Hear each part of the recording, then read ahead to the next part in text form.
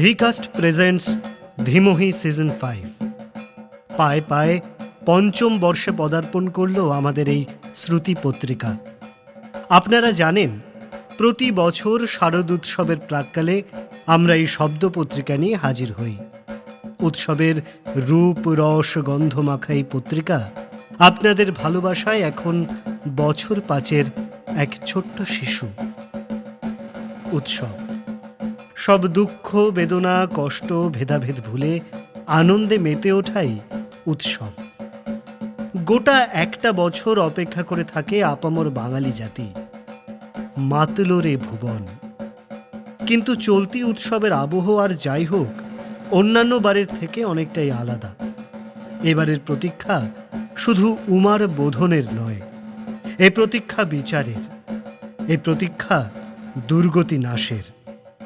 দুর্গতি নাশ করো মা। আমাদের প্রথম নিবেদন তাই দুর্গে দুর্গে দুর্গতি নাশিনী।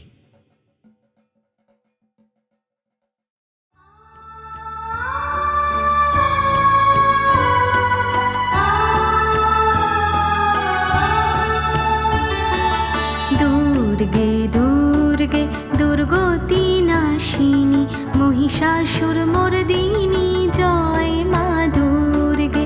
দুর্গে দুর্গে দুর্গতি নাশিনী মহিষাসুর মর্দিনী জয় মা দুর্গে। দেবী দুর্গে জগত জননী তুমি মা মঙ্গলকারিণী।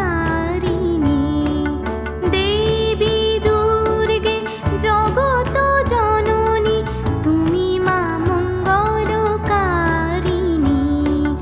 দুর্গে দুর্গে দুর্গতি নাশিনী মহিষাসুর মর্দিনী জয় মা দুর্গে। দুর্গে দুর্গে দুর্গতি নাশিনী মহিষাসুর মর্দিনী জয় মা দুর্গে।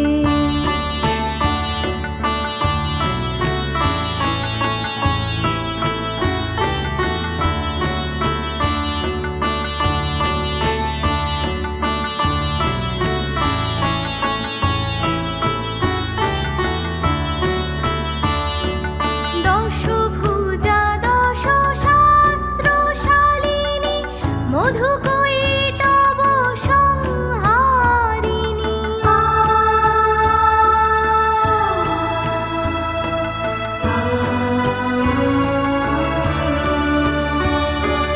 দশভুজা দশ শাস্ত্রশালিনী মধুকৈটব সংহারিণী। অদ্বিতীয়া তুমি অনন্যা, অদ্বিতীয়া তুমি অনন্যা, ভবানী মা দুঃখহারিণী। দুর্গে দুর্গে দুর্গতি নাশিনী মহিষাসুর মর্দিনী জয় মা দুর্গে। দুর্গে দুর্গে দুর্গতি নাশিনী মহিষাসুর মর্দিনী জয় মা দুর্গে।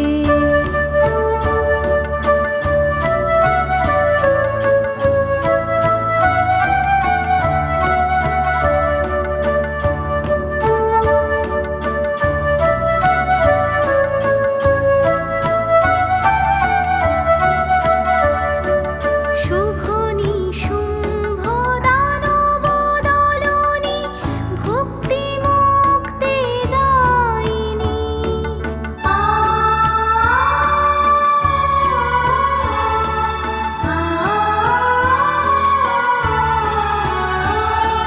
শুভনি শুম্ভ দানব দলনি ভক্তি মুক্তি দায়িনী।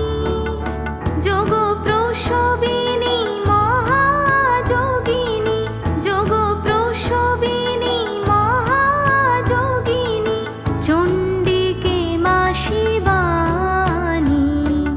দুর্গে দুর্গে দুর্গতি নাশিনী মহিষাসুর মর্দিনী জয় মা দুর্গে।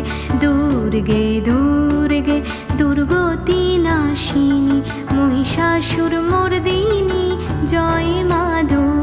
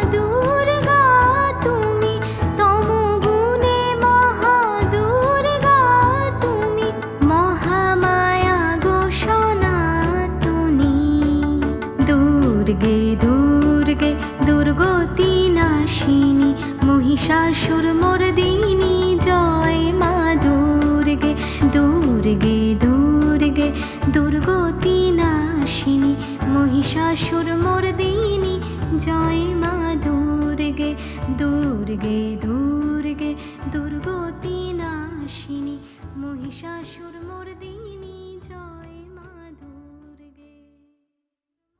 কণ্ঠে স্বরূপা সর্দার, যন্ত্রানুষঙ্গ ও শব্দগ্রহণ ময়ূখ ঘোষ, শব্দ মিশ্রণ ময়ূখ ঘোষ ও সুদীপ্ত দাস।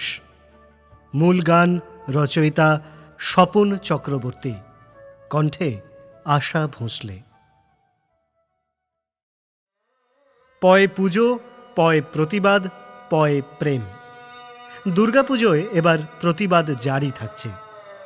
যদিও পুজোয় প্রেম এক অবিচ্ছেদ্য অঙ্গ, সমান্তরাল বিশ্বের কথা আমরা কম বেশি সকলেই জানি। এবার পুজোর সেই প্রেম যদি সমান্তরাল বিশ্বে হয়, কেমন হবে সেই প্রেম? এই নিয়েই আমাদের পরবর্তী নিবেদন রাজনারায়ণ চৌধুরীর লেখা সমান্তরাল বিশ্ব।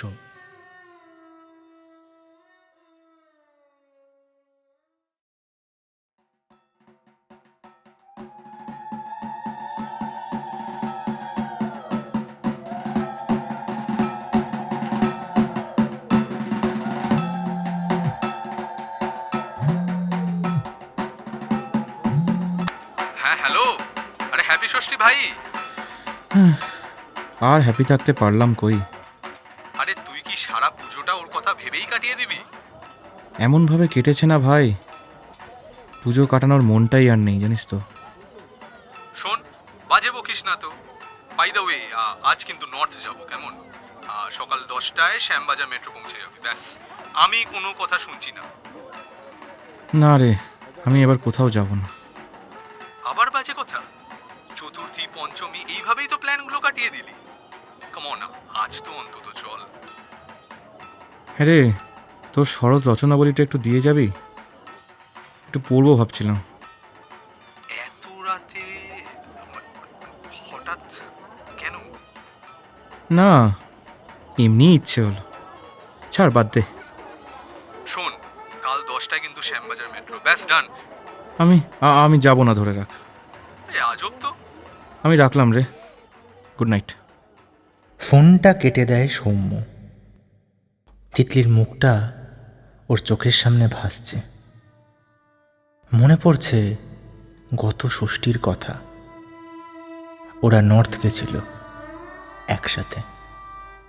বিরক্তিকর বৃষ্টিতে কাক ভেজা হয়ে তিতলি খিলখিল করে হাসছিল, আর ছাতার জলটা সৌম্যর গায়ে ছেটাচ্ছিল। ছেলে মানুষটা ওর হঠাৎ হঠাৎ করেই জেগে ওঠে, এবং সেটা সৌম্যকে সইতেও হয়। কিন্তু হাজার হোক, তিতলি ওর বনলতা, নীরা সব বড্ড ভালোবাসে তাকে। তাকে ঘিরেই বেঁচে থাকার স্বপ্ন দেখে সে। তাকে বড় আপন করে নেয়। এ কি, সৌম্য সব বর্তমানে কেন ভাবছে? আপন করে নিত, টু বি প্রিসাইজড। গত 15 দিনে 5তলা মল পুরোটাই কোল্ড। সৌম্য ছাদে উঠে এসেছে। ওর চোখ ভিজে যাচ্ছে। আবছা চোখে সামনের বিল্ডিংয়ের টুনি বাল্বগুলোর কাণ্ড কারখানা দেখছে, আর ভাবছে, ইস, আজ যদি তিতলি এখানে থাকতো, তাহলে সে তাকে সবটা বুঝিয়ে বলতো, আবার কথা বলে মিটিয়ে নিত। কিন্তু না, তা আর সম্ভব না। ঠিক যেমন আকাশের চাঁদটা কি ভাবছে তা জানা সম্ভব না, ঠিক তেমনই দূর, ষষ্ঠীটাও গেল বোধ হয়।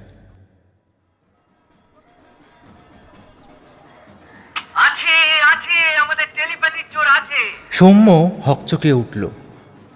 ও বারবার অন্যমনস্ক হয়ে পড়ছিল। সকাল থেকে শুধু সিনেমা দেখেই কাটিয়েছে। তাও কি কি দেখেছে ওর মনে নেই। ও যে আর নিজের মধ্যেই নেই। সোনার কেল্লা দেখতে দেখতে ও অন্য দুনিয়ায় পাড়ি দিচ্ছিল বারবার। আচ্ছা তিতলি, ব্যোমকেশ পড়েছিস? হ্যাঁ, তবে আমার কাছে ফেলুদা প্রেফারেবল এনি ডে। হ্যাঁ, তুই তাহলে ব্যোমকেশ বুঝিসনি। ওরম রিয়েলিজম ফেলুদায় পাবি? ফেলুদা রিয়েলিস্টিক নয় বলছিস? আরে না, তা বলছি না। তবে ওই সাংসারিক এবং সমাজের অনেক অঙ্গ প্রত্যঙ্গ জড়িয়ে ব্যোমকেশের গল্পগুলো অনেক বেশি রিয়েলিস্টিক। এই শোন, ফেলুদার মধ্যে দিয়ে মানিকবাবু যা বলতে চেয়েছেন প্রতি গল্পে, সেরকম রিয়েলিজম না খুব কম জায়গায় পাওয়া যায়। আচ্ছা আচ্ছা, বাদ দে।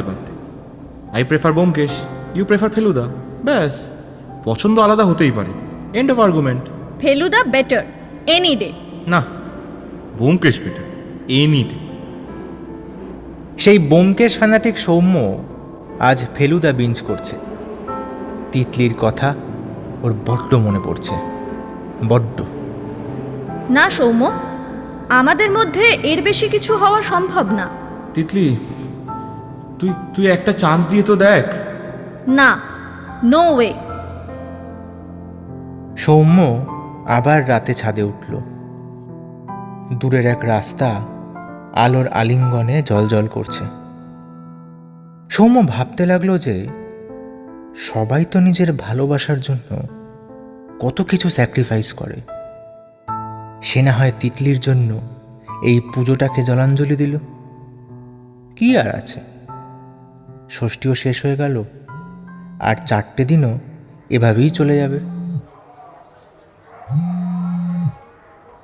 হ্যাঁ হ্যালো, হ্যাপি সপ্তমী ভাই। হ্যাপি সপ্তমী। শোন, তোকে কিন্তু আজ আমার সাথে যেতেই হবে। কোথায়? সেটা এখন বলছি না।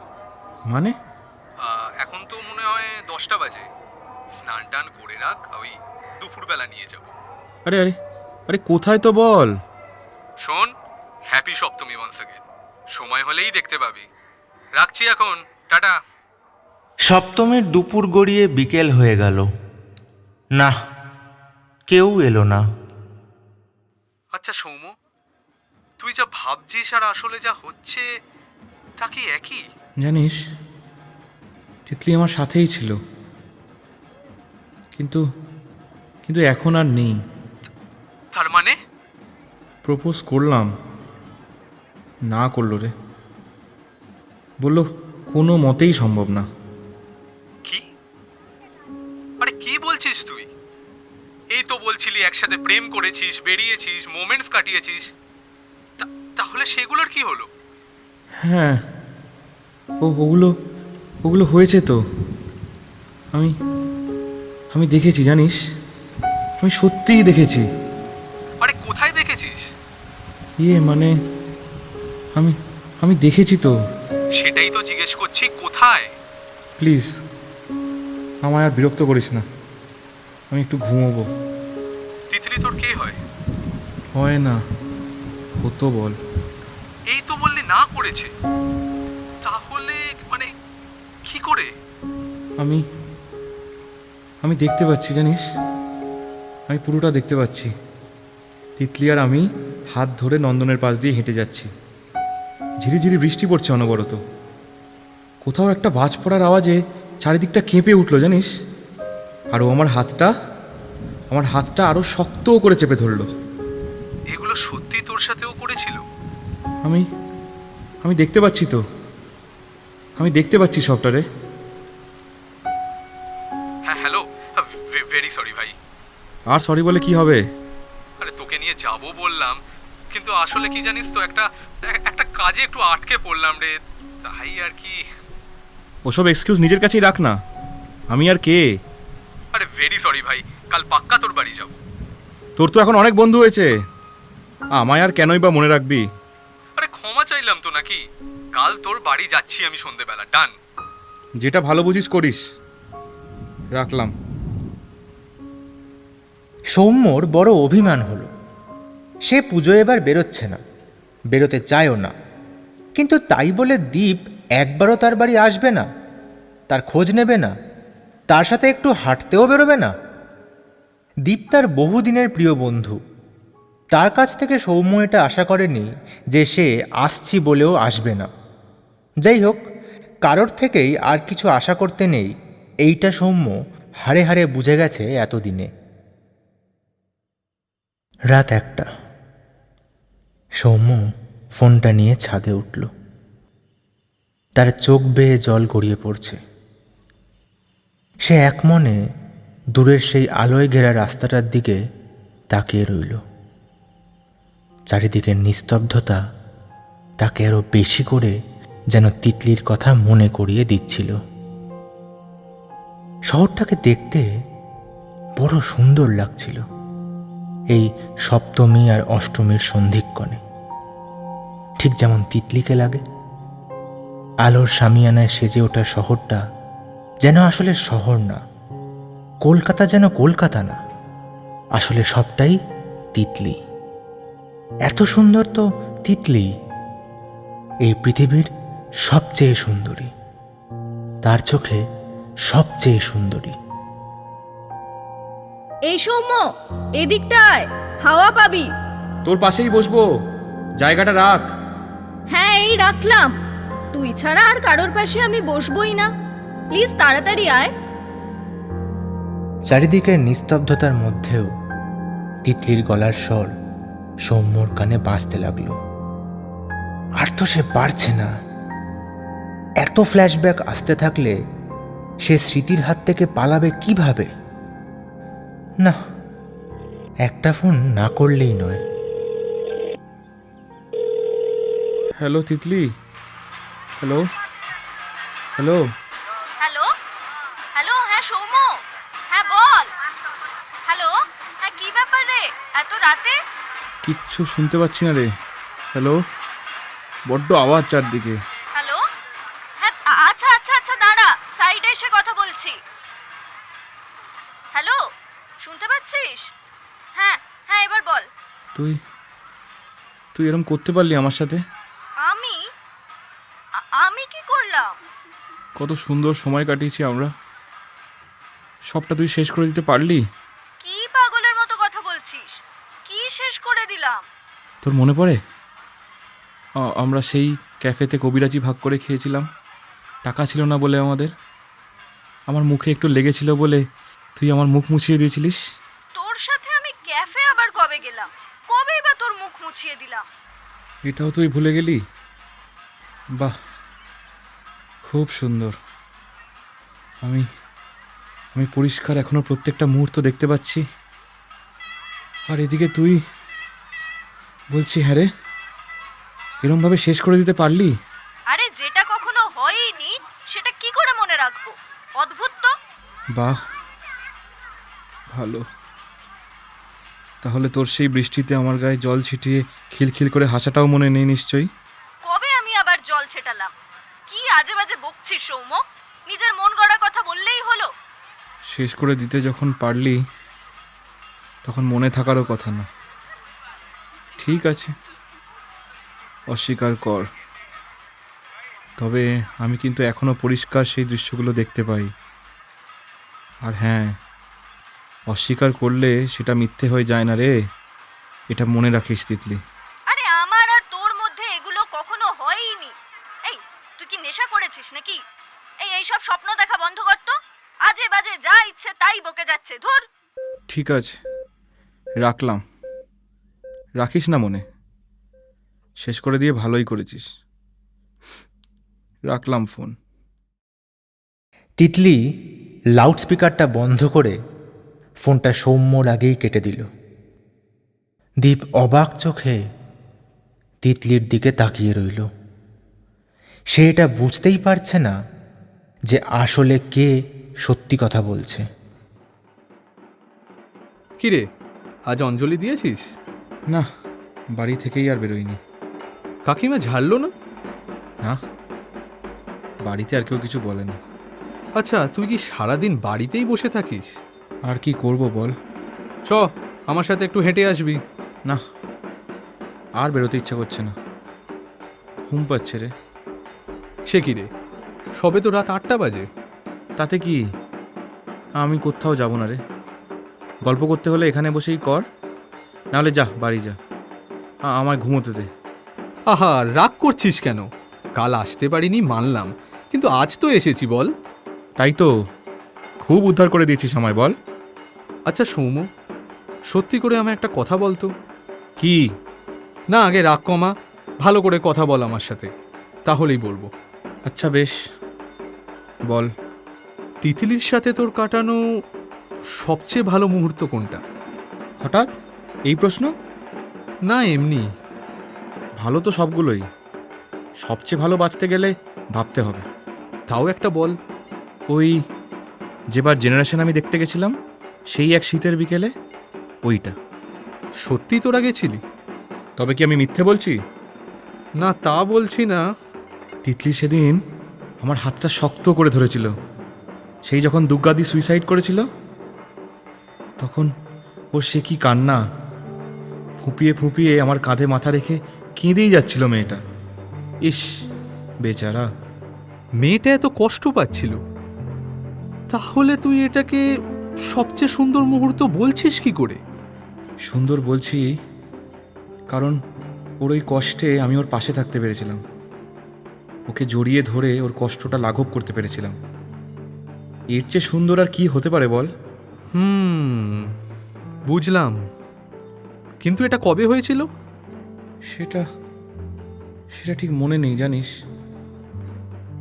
তবে এটা যে হয়েছিল সেটা মনে আছে। তার মানে? আমি আমি এখনো পরিষ্কার দেখতে পাচ্ছি জানিস, পুরো ঘটনাটা দেখতে পাচ্ছি। কবে হয়েছিল সেটা তোর মনে নেই, এদিকে তুই দেখতে পাচ্ছিস বলছিস? স্ট্রেঞ্জ। আসলে তো তাই হচ্ছে রে। আচ্ছা সৌম্য, তুই যা ভাবছিস আর আসলে যা হচ্ছে তা কি একই? জানিস, তিতলি আমার সাথেই ছিল, কিন্তু কিন্তু এখন আর নেই। তাহলে তুই কি বলতে চাইছিস? এইগুলো ওর সব কল্পনা মাত্র? বলতে চাইছি নয়, বলছি।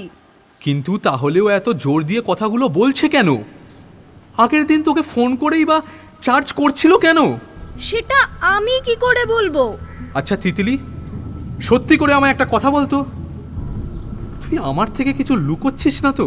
1.5 বছর একসঙ্গে থাকার পর তোর এইটা মনে হচ্ছে যে আমি মিথ্যে বলছি? না না, সেটা না, তবে আমার কিছু বলার নেই, আমার সত্যিই কিছু বলার নেই দীপ। এই আমাদের মধ্যে ট্রাস্ট, তুই তুই আমায় সন্দেহ করছিস? আরে আসলে গতকাল ওর বাড়িতে গেছিলাম, ও বারবার বলছিল এই করেছি ওই করেছি, এই দেখেছি ওই দেখতে পাচ্ছি, যে যে আমিও কিরম যেন গুলিয়ে গেছি। আরে তুই ব্যাপারটাই বুঝতে পারছিস না। ও আমায় প্রপোজ করেছিল এই কদিন আগে, আমি ওকে না করেছি, ব্যাস এইটুকুই। কি বলে কাটিয়েছিস ওকে? বলেছিলাম আমাদের মধ্যে এর বেশি কিছু সম্ভব না। ও, তুই ওকে বলিসনি যে তুই আমার সঙ্গে আছিস তাই জন্যই? না না, বলিনি। কেন বলিসনি? বাবা, এতই যখন তোর বন্ধু প্রীতি, ওকে তুই আগে বলে দিতে পারতিস, তখন তো আমায় বলতে বারণ করেছিলি। আরে বাবা, তুই বুঝছিস না কেন? আমার বলাটা ঠিক না। আমি জানতাম ও তোকে পছন্দ করে, কি করে ওকে কষ্ট দি বল? ও, তাই বলে আমি ওর কাছে খারাপ হব নাকি? এই শোন, এতদিন যখন বলিনি, আর বলার দরকার দেখি না। আরে ও তো তোকে ভালোবাসে, ও নিশ্চয়ই বুঝতো। প্রপোজ করার পরেই তুই কিন্তু ক্লিয়ার করে দিতে পারতি ওকে, তখন আমিও না হয় কিছুভাবে ওকে ওই ম্যানেজ করে নিতাম। তাই বলে ওর ভালোবাসার অ্যাডভান্টেজ নেব আমরা? এই ম্যানেজ করে নেব মানেটা কি? হ্যাঁ, সব কিছু এরম ভাবে হয় না দীপ। ছেলেটা হাজার হোক যেমন তোর বন্ধু, তেমনি আমারও বন্ধু। বাহ বাহ বাহ বাহ বাহ, দরদ তো দেখি উথলে উঠছে। তাহলে ও যেগুলো বলছে সেগুলো সব সত্যি? তুই ওর সাথে ওই সময়গুলো কাটিয়েছিস তার মানে, তাই তো? সেটা আমি কখন বললাম? অদ্ভুত তো। দীপ, তুই কিন্তু এখন আমায় এভাবে চার্জ করতে পারিস না। আমি কি করেছি? আমি তো বারবার বলছি ওগুলো ওগুলো সব মিথ্যে, ওগুলো ওর দুনিয়ার কল্পনা মাত্র, আর তুই এদিকে। ছাড়, বাদ দে তো। কাল ওর বাড়ি যাব আমি, কালকে বিজয়া দশমী। কালকেই সালা ওর বিসর্জন দিয়ে ছাড়বো। দীপ, দীপ শোন, মাথা গরম করিস না, একটু শান্ত হ। কাল আমিও যাব তোর সাথে। তুই যাবি? হ্যাঁ যাব। সত্যিটা তো এখন দেখছি তোকেও কনভিন্স করাতে হবে, তাই না? বেশ, তাই হোক তাহলে। আমি তো এখনো বুঝতে পারছি না কোনটা সত্যি কোনটা নয়, কে সত্যি বলছে আর কে কে বলছে না।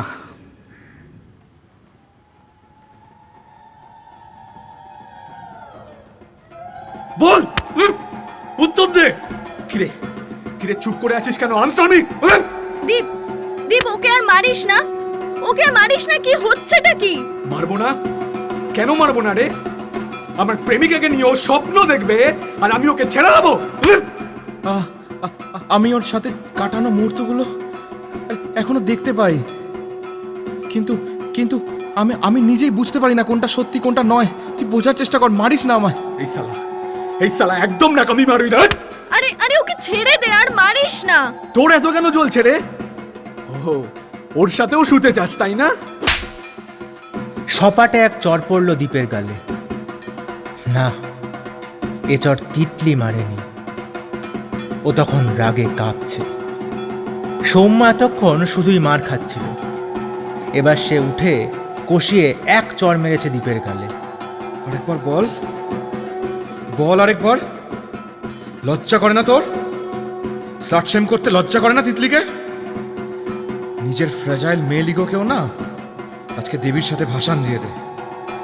তিতলি অবাক চোখে সৌম্যর দিকে তাকিয়ে রইল।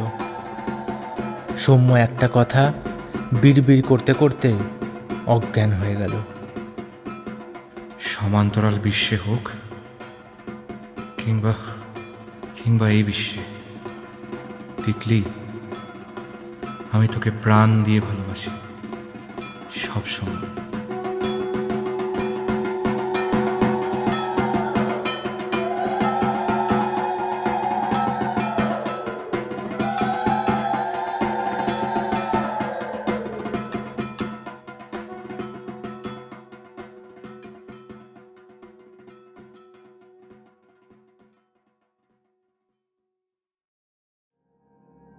গল্প পাঠে সময়িতা ঘোষ, রাজনারায়ণ চৌধুরী, বিতান বোস ও গৈরিক সাহা।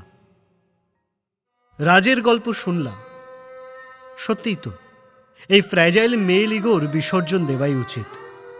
বিসর্জন দেওয়া উচিত সেই সব মানুষদের যারা এখনও এক নায়কতান্ত্রিক মানসিকতায় বিশ্বাসী। আসলে আজকের দিনে নিষ্পাপ বা সে অর্থে যাকে আমরা ইনোসেন্ট বলি, সে মানসিকতার বড়ই অভাব। অভাব শিশুর মতো স্বচ্ছ মনোভাবের। সেই স্বচ্ছতা আমাদের মধ্যে জাগিয়ে তুলতে হবে। সেই শিশুর মতো আঙুল তুলতে হবে অন্যায়ের বিরুদ্ধে, মিথ্যাচারের বিরুদ্ধে। আমাদের পরবর্তী নিবেদন তাই কবি নীরেন্দ্রনাথ চক্রবর্তীর লেখা উলঙ্গ রাজা।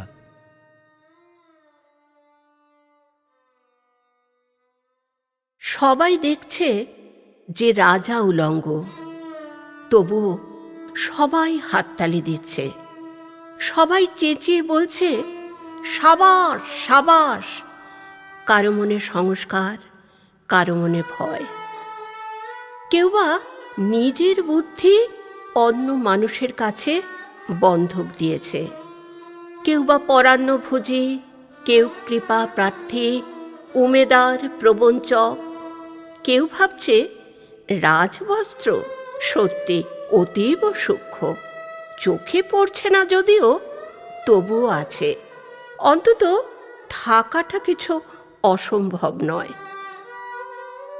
গল্পটা সবাই জানে, কিন্তু সেই গল্পের ভিতরে শুধুই প্রশস্তি বাক্য, উচ্চারক, কিছু আপাদমস্তক, ভীতু, ফন্দিবাজ অথবা নির্বোধ স্তাবক ছিল না।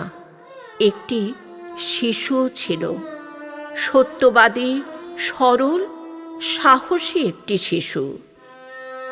নেমেছে গল্পের রাজা বাস্তবের প্রকাশ্য রাস্তায়। আবার হাততালি উঠছে মুহুর্মুহু, জমে উঠেছে স্তাবক বৃন্দের ভিড়। কিন্তু সেই শিশুটিকে আমি ভিড়ের ভেতরে আজ কোথাও দেখছি না। শিশুটি কোথায় গেল?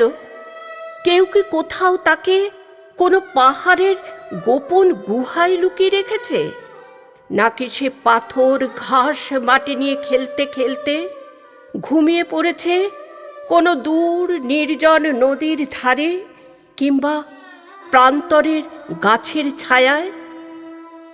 যাও, তাকে যেমন করেই হোক খুঁজে আনো। সে এসে একবার এই উলঙ্গ রাজার সামনে নির্ভয়ে দাঁড়াক। সে এসে একবার হাততালির ঊর্ধ্বে গলা তুলে জিজ্ঞাসা করুক, রাজা, তোর কাপড় কোথায়? কবিতা পাঠে শ্রীমতী নীতিকা দাস, এসরাজ বাবাই সৌগত। এই কবিতা শুনতে শুনতে ভাবছিলাম, সত্যিই তো, শিশুর মতো সরল মানসিকতা হলে তবেই নির্ভীকভাবে প্রশ্ন করা যায়। আমাদের প্রশ্ন করতে হবে, মানুষকে ভাবাতে হবে, ঠিক যেভাবে আমাদের পরবর্তী গল্পের দুই তরুণী প্রশ্ন করছে সেইভাবে। তারা রিক্লেম দ্য নাইটের প্রতিবাদী সভা থেকে ভোরবেলা বাড়ি ফিরছে। তারা কি দেখল, কি তাদের ভাবনা, কি বিসর্জন দেওয়ার কথা ভাবছে, এই নিয়েই আমাদের পরবর্তী নিবেদন। সময়িতা ঘোষের লেখা বিসর্জনের ডাক।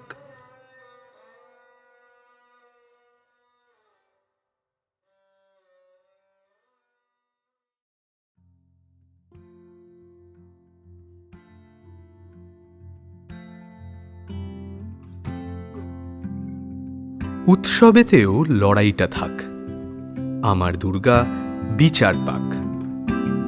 শহর তিলোত্তমা জেগে উঠেছে আজ তিলোত্তমার বিচারের দাবিতে। শহরের রাজপথ জুড়ে ছড়িয়ে পড়েছে আন্দোলনের স্লোগান, মুক্তির স্লোগান, স্বাধীনতার স্লোগান। প্রতিবাদের মুক্তস্বর প্রতি রাতে ধ্বনিত হচ্ছে শহরের আনাচে কানাচে। এই প্রতিবাদের উদ্দেশ্য একটাই, বিচার। এই জমায়েতের প্রশ্ন একটাই, কবে আসবে বিচার? তিলোত্তমার বিচার, নারীদের বিচার, মানুষের বিচার। সময়টা তখন ভোর 4টে। ঈশানী ও অপর্ণা জমায়েত থেকে ফিরছে। কিরে, কিছু হয়েছে তোর? টায়ার্ড? কই না তো। আজকে জমায়েতেও চুপ ছিলি, গানও গাইলি না। কি হয়েছে বল না। এতগুলো দিন চলে গেল, এত মিছিল, মিটিং, প্রতিবাদ, প্রতিরোধ, এতগুলো রাত, এত মানুষ, কি লাভ হচ্ছে বলতো? মানে আমরা সবাই বিচারের জন্য পথে নেমেছি। আজ না হোক কাল ঠিক সফল হব। কিসের বিচার? তিলোত্তমার সাথে ঘটে যাওয়া অন্যায়ের বিচার পেলেই কি তিলোত্তমার বুকে অনবরত ঘটে চলা সব অন্যায়ের বিচার আসবে? সব অন্যায় বলতে?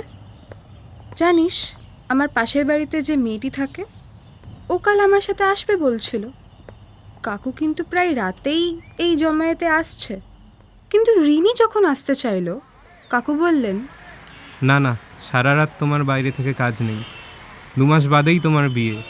একদিন গেছিলে ঠিক আছে, প্রতিবাদে এত সরাসরি যুক্ত থেকে লাভ নেই। তাহলে তুমি যাচ্ছ কেন? আহা, পাড়ার সবাই যাচ্ছে, বাড়ি থেকে একজন কেউ না গেলে ভালো দেখায় না। তাছাড়া বিচার হওয়াটাও তো দরকার। প্রশ্নটা ঠিক কোথায় বলুন তো? লড়াইটা ঠিক কিসের বিরুদ্ধে? মেয়েরা করছে রাত দখল, জীবনের রাশ অন্যের হাতে দিয়ে। হে কলকাতা, বিচার করো। হে নারী, তুমি না হয় সাক্ষী থেকো। তুই কিছু বললি না? কতজনকে বলবো বলতো? অফিসে আমার বস আমার সোজাসুজি বলল যে দেখো, লড়াইটা তো আমাদের সবারই, কিন্তু কর্পোরেট কখনো পলিটিক্যাল এজেন্ডা সাপোর্ট করে না। কি আশ্চর্য! প্রশ্ন উঠলে পলিটিক্স আসবেই। পলিটিক্যাল বলে কিছু হয় না, কিন্তু আমরা তো কোনো দল বা দলীয় পতাকা নিয়ে কিছু করছি না। ক্ষমতায় থাকা সরকারের কাছে প্রশ্ন তুলছি, বিচার চাইছি, নিজেদের নিরাপত্তা, স্বাধীনতা দাবি করছি। স্বাধীনতা? যে কেউ যখন খুশি এসে আমাদের স্বাধীনতা দেয় আবার কেড়ে নেয়।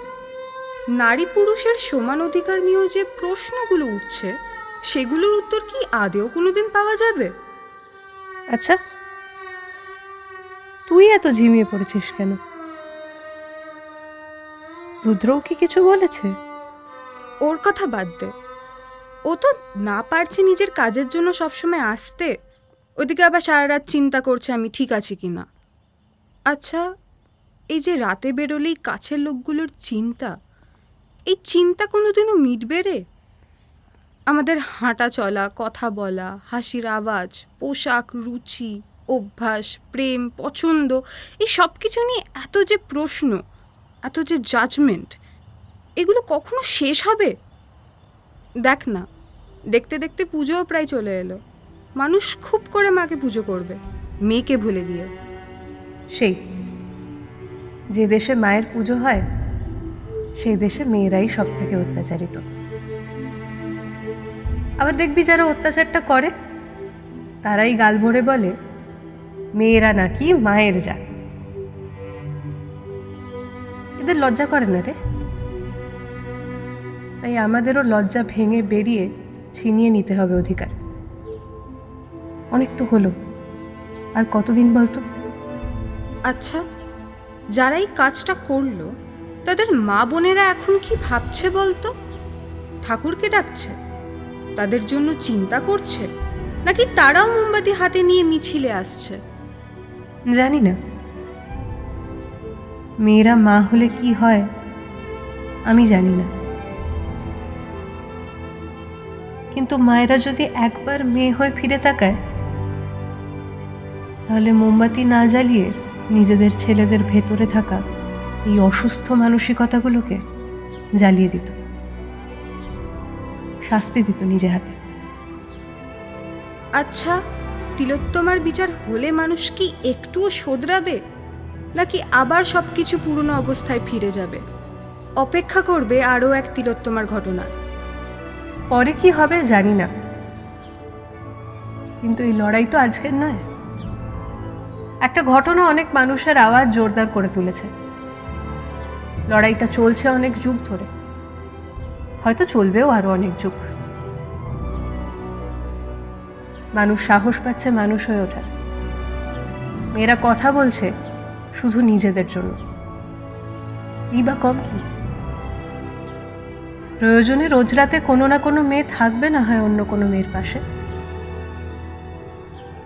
এই মেয়েরাই তাদের সন্তানদের শেখাবে মেয়েরা মা, বোন, বন্ধু, বউ, প্রেমিকা সব হয়, কিন্তু সব থেকে আগে সে মানুষ হয়ে এসেছে, তার সম্মানের অধিকার আছে। এবছর পুজোর অনেক আগে থেকেই তিলোত্তমার দুর্গারা জেগে উঠেছে তিলোত্তমার জন্য। ঠিক বলেছিস। সমস্ত দেবতা ব্যর্থ হলেও মা দুর্গা মহিষাসুরকে বধ করেছিলেন, আর আমরা এতজন মিলে একজনকে সঠিক বিচার এনে দিতে পারবো না? নিশ্চয় পারবো, পারতে আমাদের হবেই। এই একটা ঘটনার দৃষ্টান্তই যেন সমস্ত অসুরের মনে ভয় সৃষ্টি করতে পারে। এবছর মা বিসর্জন যাবে না, বিসর্জন হবে শুধু অসুরদের। একটা একটা করে সমস্ত অধিকার আমরা ঠিক ছিনিয়ে নেব, লড়াই চলবে। ইয়েস, এই তো আমার দুর্গা জেগে উঠেছে। লড়াই চলবে এবং আমরা ঠিক জিতব। মা আসার আগে মেয়ের বিচার তো আনতেই হবে। মা আসছে, মাতৃপক্ষ শুরু হবে। মেয়েরা শুধু রাত নয়, নিজেদের অধিকারও দখল করবে। মা আসছে। আমরাও এসে গেছি এবার। যা, বাড়ি যা, কাল আবার দেখা হচ্ছে। আর হ্যাঁ, বিচার হবে। তিলোত্তমারই শুধু নয়, এতদিন যা কিছু অন্যায় আমাদের বিরুদ্ধে হয়েছে সে সব কিছুর বিচার হবে। এই লড়াই জারি থাকবে। যতদিন না সব অসুরের বিসর্জন দিতে পারছি আমরা দুর্গারা, মেয়েরা। যা কিছু ক্ষয়িষ্ণু, যা কিছু সংস্কারের নামে মানুষকে আটকে রাখে মনুষ্যত্বের থেকে, তারও হোক এবার বিসর্জন। শুধু অভয়ার বিচারই নয়, প্রতিটি নারী যেন তার সার্বিক অধিকার প্রতিষ্ঠিত করতে পারে।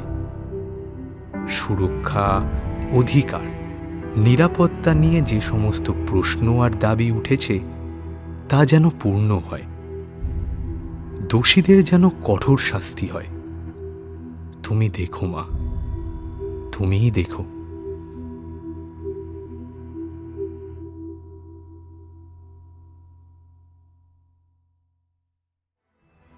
গল্প পাঠে অরিত্রা মুখার্জি, প্রিয়ন্তনী কাশ্যপী, সময়িতা ঘোষ, বিতান বোস ও ময়ূখ ঘোষ।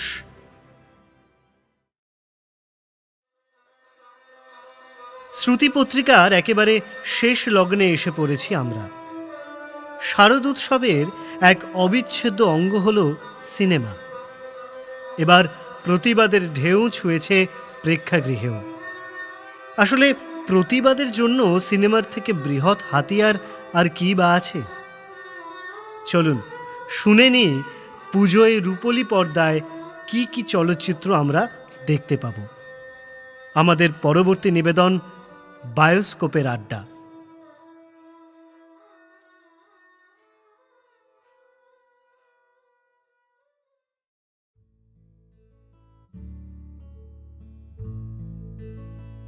চলচ্চিত্র আর শারদীয়ার কম্বিনেশনটা আমাদের কলকাতার ময়দানে বসে মাটির ভারে চা খাওয়ার জুটি। অভিন্ন রূপে তাদের দেখতে পেলেও সর্বাধিক স্বাদ কিন্তু জুটি বেঁধেই পাওয়া যায়। তাই আমাদের মৌ সেই সুদূর কুচবিহার থেকে তার প্রিয় শহর কলকাতায় এসেছে শারদ উৎসব উপভোগ করতে। কলকাতায় ওর পিস্তত দাদার বাড়ি, যেখানে ওর ছোটবেলার বেশ অনেকগুলো বছর কেটেছে। মৌয়ের বাবা মার এক অ্যাক্সিডেন্টে মৃত্যু হয়, তাই ঠাম্মা আর পিসির কাছেই কেটেছে ওর ছেলেবেলা। আর মৌয়ের খেলার সাথী ছিল ওর পিস্তুত দাদা দেবাশিস। তাই কলকাতা তার জন্মস্থান না হলেও মনের বড্ড কাছের, আর কুচবিহার হল তার হৃদয়ের এক অভিন্ন অঙ্গ। দুই ভাই বোন মিলে ঠিক করেছে এইবার পুজোয় কয়েকটা বাংলা ছবি দেখবে। মন মেজাজ খুব একটা ভালো নেই যদিও, তবে ওই যে বললাম, সিনেমা আর দুর্গাপুজোর জুটি জুড়ি মেলা কিন্তু সত্যিই ভার।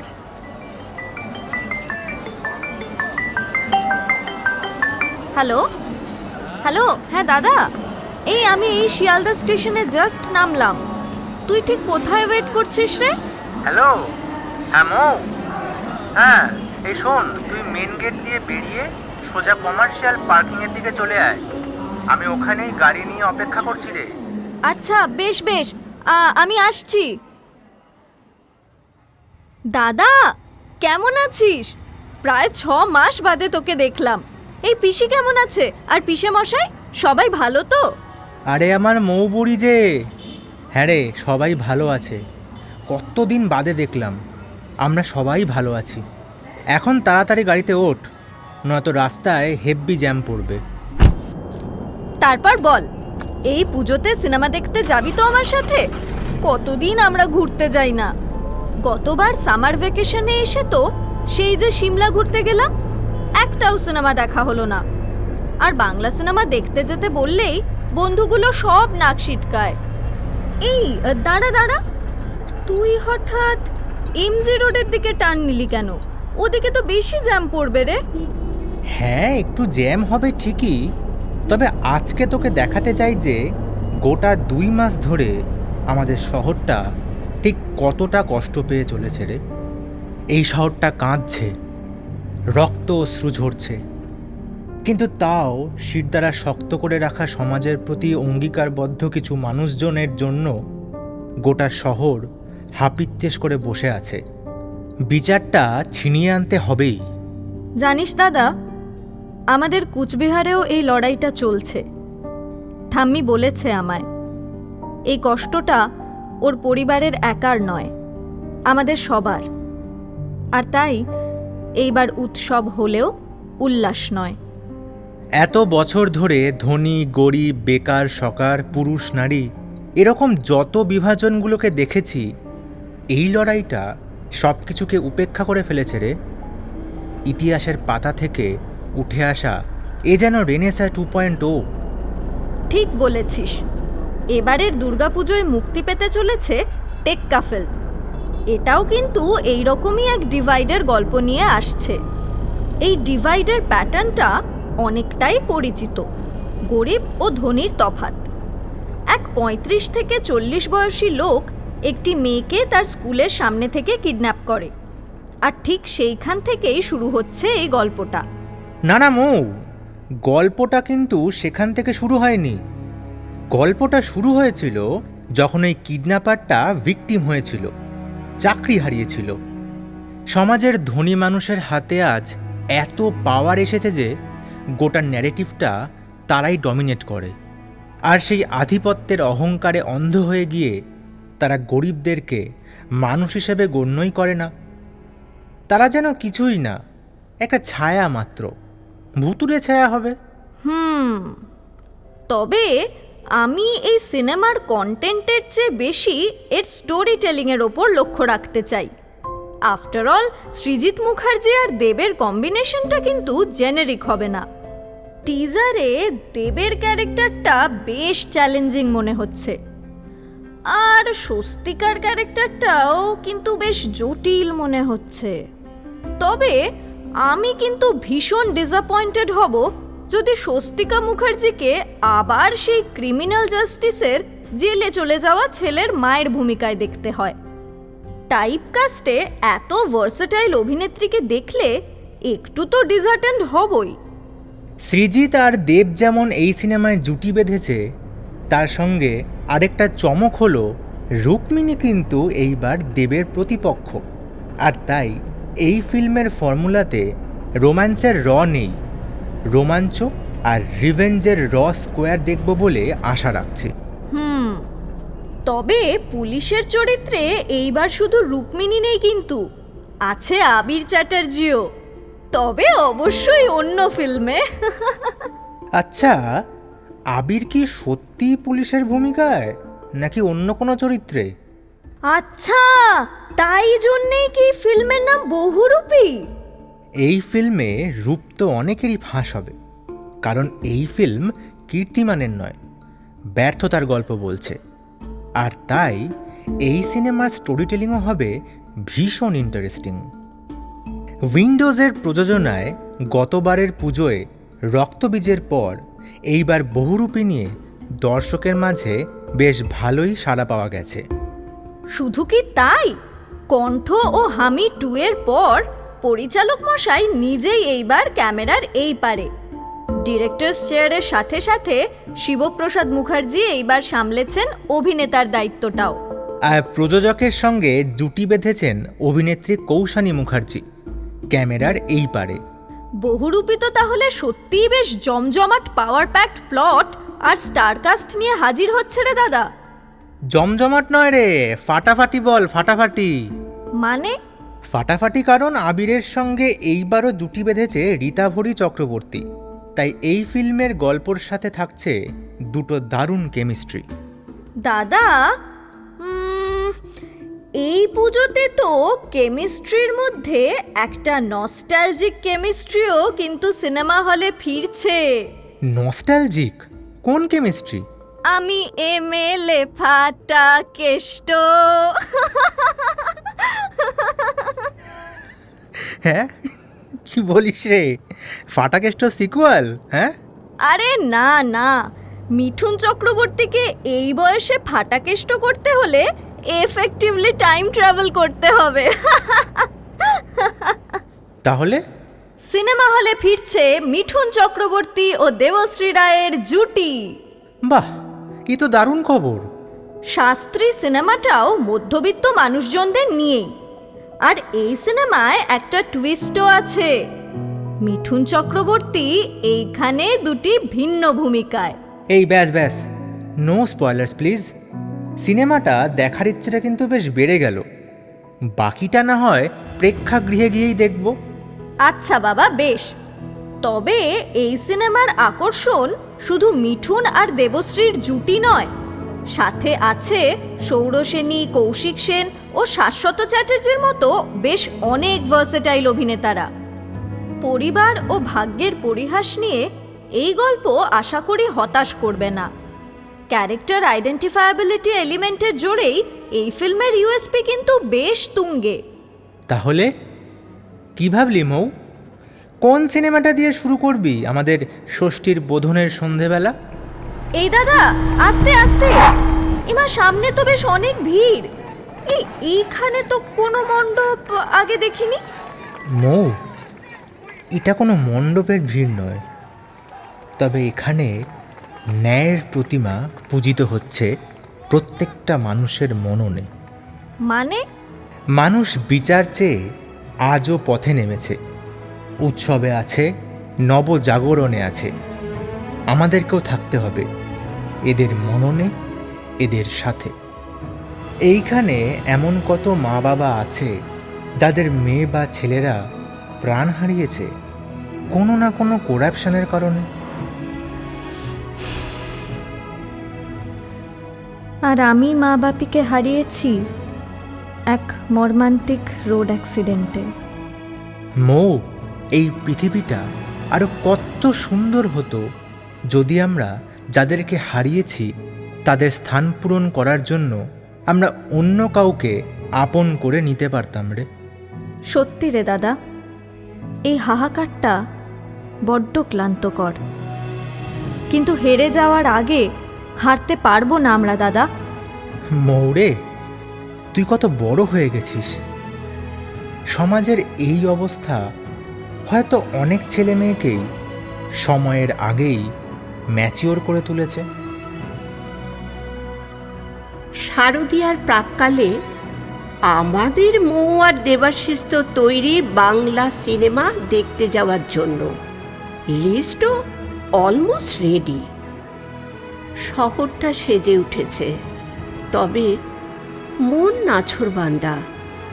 উৎসবে মাতলেও উল্লাসের পাতা এই বছরের দুর্গাপুজোর বই থেকে একেবারে উধাও। সময়টা বড্ড কঠিন, পার করব অবশ্যই। মা আজ মরতে এসেছেন, পাশে থাকবে নিশ্চয়ই।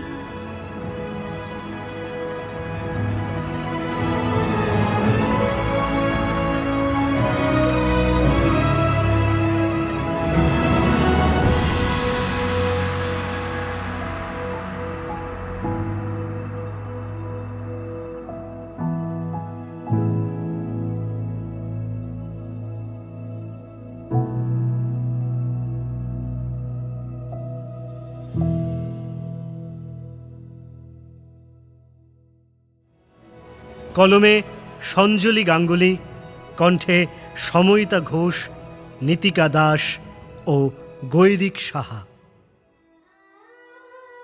আড্ডার শেষ লাইনটা মন ছুঁয়ে গেল। বলা ভালো, আমাদের সকলের জেদ, মানসিক জোর আরও কয়েক গুণ বাড়িয়ে দিয়ে গেল। এবার মায়ের কাছে একটাই আবেদন, দোষীদের কঠোরতম শাস্তি হোক। আর যারা শাস্তির পথে কাঁটা হয়ে দাঁড়াবে তাদের জন্য আমাদের অন্তিম নিবেদন রবীন্দ্রনাথ ঠাকুরের গান বিধির বাঁধন কাটবে তুমি।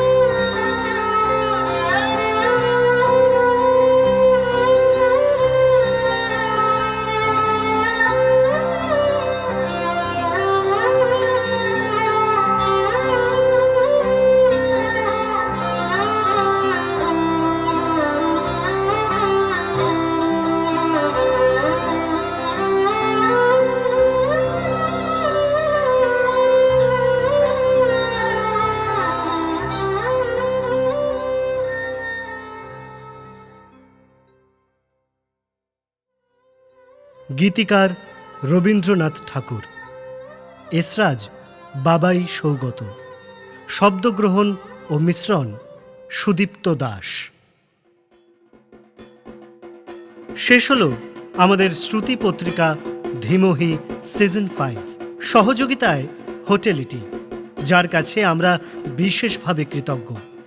সঞ্চালনা সোহম চৌধুরী, শব্দগ্রহণ ও শব্দ সম্পাদনা সুদীপ্ত দাস ও ময়ূখ ঘোষ, গ্রাফিক্স সুমেধা মাঝি, দেবদত্তা কোলে, স্টুডিও সহযোগিতায় হংসধ্বনি স্টুডিও, বিশেষ সহযোগিতায় ডক্টর মৌসুমী ভট্টাচার্য। আপনাদের অসংখ্য ধন্যবাদ এইভাবে আমাদের পাশে থাকার জন্য। কেমন লাগলো জানাতে ভুলবেন না। আর অবশ্যই do like, share and subscribe to the cast. Pujo সবার ভালো কাটুক।